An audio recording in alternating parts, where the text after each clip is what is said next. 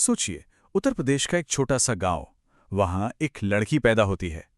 गरीबी और जुल्म उसे तोड़ने की हर मुमकिन कोशिश करते हैं, लेकिन वो लड़की टूटती नहीं, पलटकर पूरी दुनिया को चुनौती दे देती है।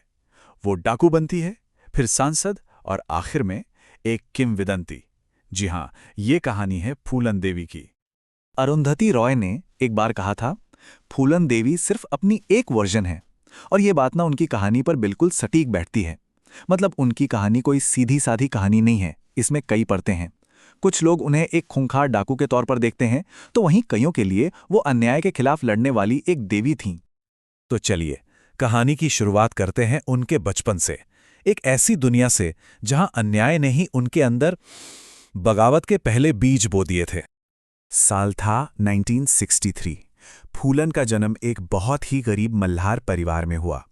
ये नाविकों और मछुआरों की एक पिछड़ी जाति मानी जाती है, और अन्याय के खिलाफ आवाज उठाना वो तो जैसे उनकी फितरत में था। सोचिए, जब उनके चाचा ने परिवार की जमीन हड़प ली तो सिर्फ 10 साल की उम्र में उन्होंने अकेले ही आवाज उठाई। फिर महज 11 साल की उम्र में एक अधेड़ उम्र के आदमी से उनकी शादी करा दी गई, और कुछ साल बाद एक छोटे से झगड़े में उन्हें जेल हो गई, और वहां उनके साथ क्रूरता की सारी हदें पार कर दी गईं। और इस दर्द को फूलन ने अपने शब्दों में कुछ यूं बयां किया, उन्होंने बहुत मजा लिया मेरे साथ और मुझे पीटा भी। ये सिर्फ एक वाकया नहीं है, ये वो दर्द है जिसने उनके अंदर बदले की एक ऐसी आग जलाई जो उन्हें एक बिल्कुल नए और खतरनाक रास्ते पर ले जाने वाली थी। तो यहां से कहानी का दूसरा दौर शुरू होता है। एक ऐसा दौर जहां फूलन अपने हालातों से भागकर डाकू बन जाती हैं और चुनती हैं बदले की राह। अब जिस दुनिया में फूलन ने कदम रखा, उसे समझने के लिए डाकू शब्द का मतलब समझना जरूरी है। देखिए, चंबल के डाकू सिर्फ अपराधी नहीं थे, कई लोग तो उन्हें एक तरह का सामाजिक विद्रोही मानते थे।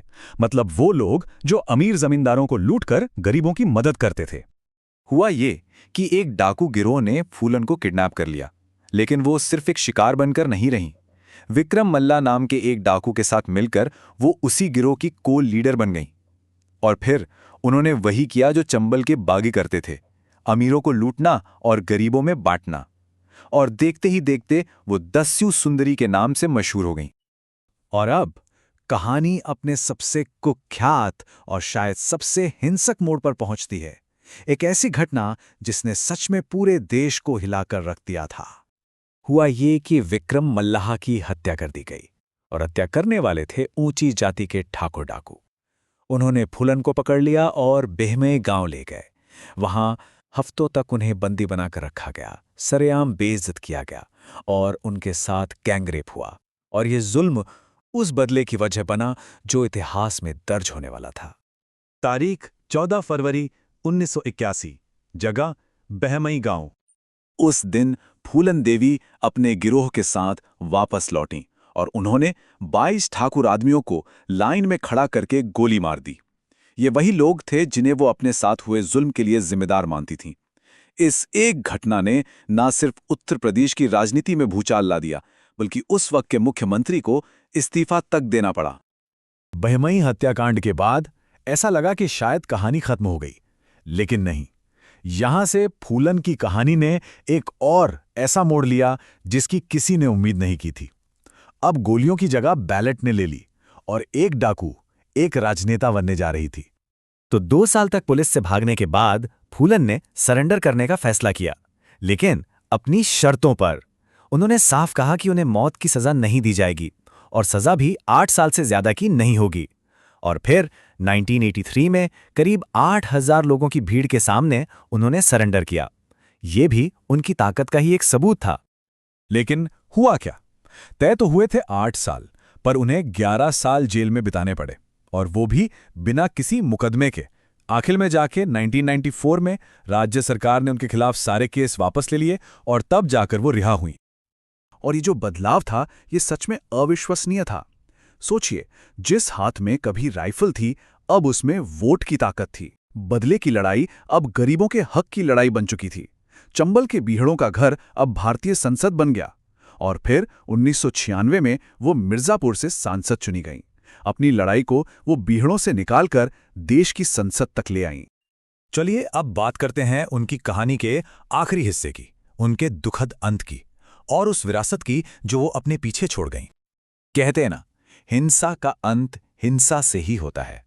जिस हिंसा को उन्होंने कभी अपना हथियार बनाया था, वही हिंसा एक दिन उनकी जान लेने लौट आई।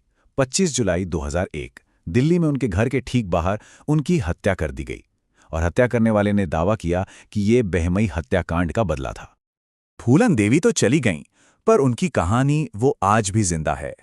उन पर बनी मशहूर और विवादित फिल्म बैंडिट क्वीन हो, उनकी अपनी आत्मकथा मैं फूलन देवी हो, या फिर उनकी मूर्तियां, ये सब आज भी उनकी याद दिलाती हैं। वो जाति और औरतों पर होने वाले जुल्म के खिलाफ बगावत का एक बहुत बड़ा प्रतीक बन चुकी हैं। तो आखिर में सवाल वहीं आके रुक जाता है, कौन थी फूलन देवी? जुल्म करने वालों के लिए एक बुरा सपना, या जुल्म सहने वालों के लिए एक प्रतीक? शायद जवाब वही है जो अरुंधति रॉय ने कहा था। वो इन सब का एक मिला-जुला रूप थीं। एक ऐसी कहानी जो हमें हमेशा ताकत, अन्याय और बगावत के इस जटिल रिश्ते पर सोचने के लिए मजबूर करती रहेगी।